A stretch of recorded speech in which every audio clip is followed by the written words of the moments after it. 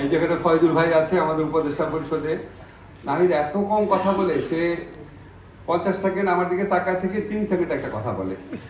কেন সে এত কথা বললো? মানে জুলাই এত বড় ঘটনা আমাদের জীবনে, এটা আমরা গল্প বলা শুরু করলে নাহিদের মতো বা রিফাতের মতো আমরা কেউ থামতে পারি না।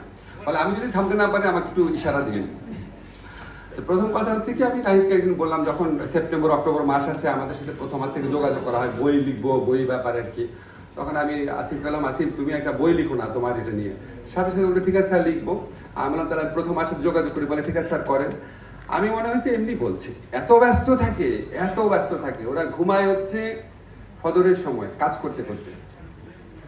এবং প্রায় দিনই, এখনো বোধ হয় চোখ লাল আছে আসিফের নাকি, প্রায় দিনই মানে এত এত কষ্ট করে দিনে।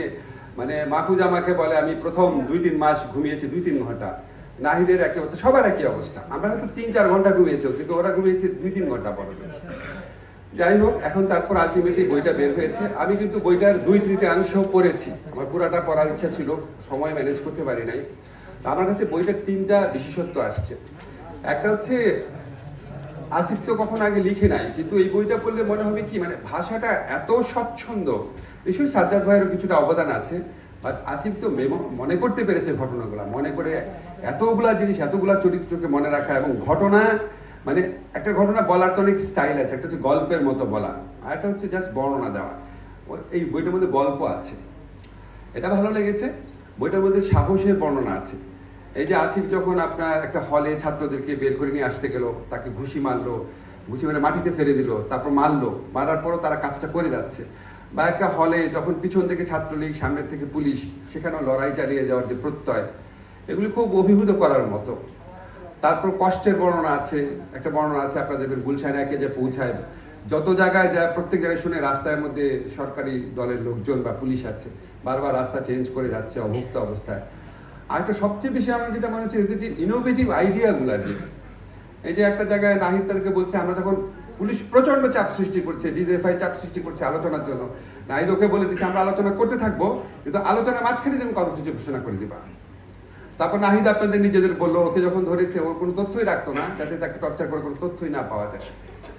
এরকম বহু বহু ইনোভেটিভ পরিকল্পনা, যেটা ওরা বলে কোটা সংস্কার আন্দোলন থেকে, নিরাপদ সড়ক আন্দোলন থেকে, রাস্তায় যুদ্ধ করে করে করে এরা শিখেছে।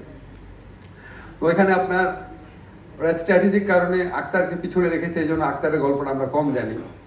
আমাদের ক্যাম্পাসে ওই যে কতবার, আমার সরাসরি ছাত্র, একটু ওর কথা বলি, কতবার যে সে মার খেয়েছে, ওকে দেখলেই আমার রাগ লাগতো যে তুমি তোমার সাহসটা শুধু বন্ধ করো এবার, এরকম মনে হতো।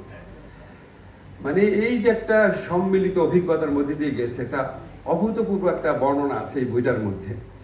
মানে এটা, আর আমার কাছে মনে হচ্ছে খুব অকপটে লিখেছে। আপনার এই বইটা পড়লে দেখবেন যে একজন সম্পর্কে সে লিখছে কার একটু সাহস কম, কে একটা মানে ভুল ডিসিশন নিয়েছিল, কে আন্দোলনকালে একটা আসিফের সাথে একটু তর্কই করলো, তর্কটা আসিফের অবস্থানটা ছিল সঠিক অবস্থানে, তারপর কোথায় কার মাথা থেকে কি আসলো, অনেক কিছু আসিফ অকপটে বলেছে। তবে এই বইয়ে যেটা একটা সীমাবদ্ধতা আমি দেখি, বইটা খুব সংক্ষেপে লেখা হয়েছে, স্বাভাবিক। আরো অনেক বড় করে লেখার কথা, সংক্ষেপ বুঝলাম কিভাবে।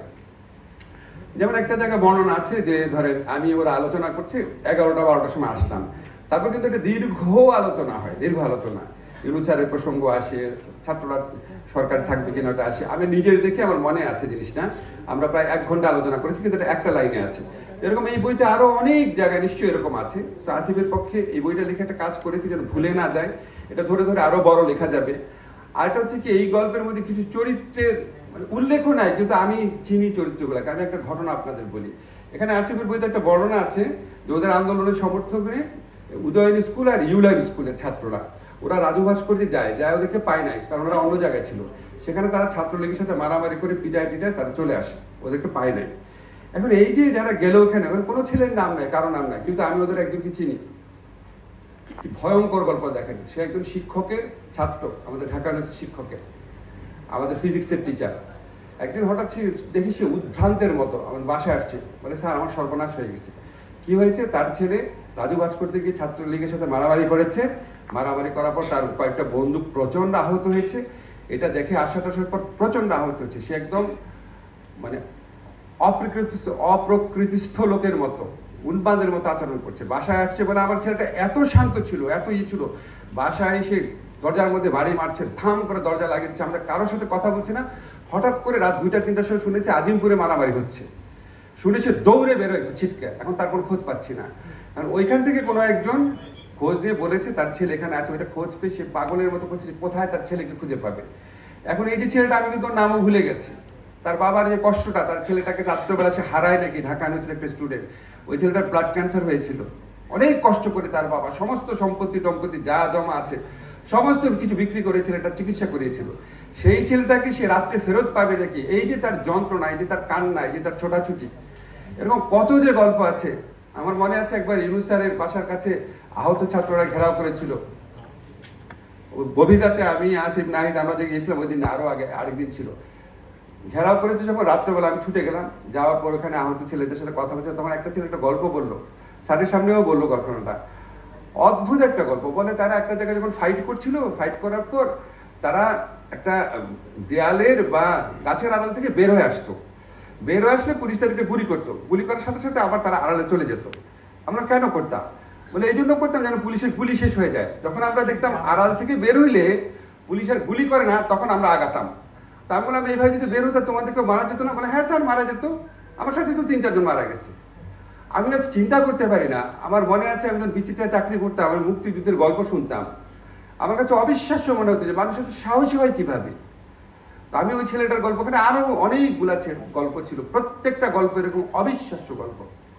তো নাহিদ একটা জিনিস বলেছে যে এই মানে জুলাই আমাদের প্রত্যেকের গল্প। আমি আপনাদের কাছে প্রসঙ্গক্রমে রিকোয়েস্ট করে রাখি, আমাদের যে ছেলেগুলো আহত হয়েছে তারা অনেকে ফাইট করে আহত হয়েছে, আপনি একটু তাদের গল্পের একটা বই করেন সাজ্জাদ ভাই, একদম মানে জুলাই শুধু ট্র্যাজেডির গল্প না, জুলাই বিজয় আর সাহসেরও গল্প। এই গল্পগুলো আমাদের সবার জানা থাকুক। তো আমার কাছে যেটা মনে হয়েছে, নাহিদ বলছিল যে আমাদের প্রত্যেকেরই একটা করে গল্প আছে, প্রত্যেকেরই একটা গল্প আছে, অনেক ডিটেইল গল্প আছে। তা আমরা সবসময় নাহিদকে ভালোবাসি, আসিফকে ভালোবাসি, মাহফুজকে ভালোবাসি, রিফাতকে ভালোবাসি। আমি একটা জিনিস আমার সবসময় মনে হয় কি, এরকম নাহিদ, আসিফ, রিফাত আরো অনেক আছে, তাদের কেউ মরে গেছে, তাদের কেউ আহত হয়ে গেছে, তাদের কেউ কষ্ট নিয়ে বুকে কষ্ট নিয়ে বেঁচে আছে।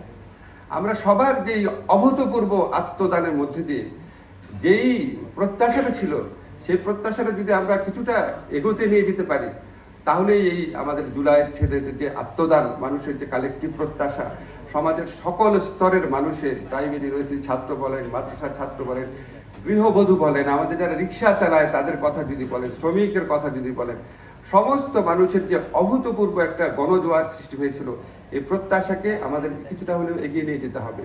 আমাদের এই রাষ্ট্র ব্যবস্থায় কিছু সংস্কার করতে হবে। এই বইটা পড়ে আমার কাছে মনে হয়েছে মানুষের মনে এই প্রেরণাটা, এই তাগিদটা আরেকটু সৃষ্টি হবে। আরেকটা কথা বলে শেষ রাখি, এই ধরনের বই লেখার প্রয়োজন আছে। আমার জানা মতে এই বইয়ের মধ্যে একটা তথ্য মিথ্যা না, ভুল হতে পারে, আমার কথা বলেছে আমি 11টা-12টায় গেছি, আসলে হয়তো গেছি 12টা-1টায়, but these are very minor. কিন্তু আমাদের এখানে এখন যে মিথ্যার চর্চা শুরু হয়েছে, আনবিলিভেবল, যে যাকে পারে ইচ্ছা মতো মিথ্যা কথা বলতেছে। এবং মিথ্যা কথা বলার ক্ষেত্রে সবচেয়ে দুঃখজনক, মানে আমাদের নিয়ে যখন বলে ঠিক আছে বলুক, কত বলবে, কিন্তু যখন আমরা দেখি আমাদের জুলাই গণঅভ্যুত্থানে যারা অগ্রসারীর নেতা ছিল, তাদেরকে দিয়ে যখন অবাধ মিথ্যাচার চলে, জঘন্য মিথ্যাচার চলে, তখন আপনাদের মনে রাখতে হবে এটা জুলাইয়ের শত্রুদের কাজ। এই মিথ্যাচারকে উন্মোচিত করতে হবে। সেই সাথে জুলাইয়ে যারা অগ্রসেনা আছে, আমাদের যারা নেতৃত্ব দিয়েছিল যে তরুণরা, তাদেরকেও আমি এই প্রসঙ্গক্রমে ওয়ার্ন করে দিই, বাবা অনেক কষ্টের পর, অনেক অপেক্ষার পর আমরা তোমাদেরকে পেয়েছি।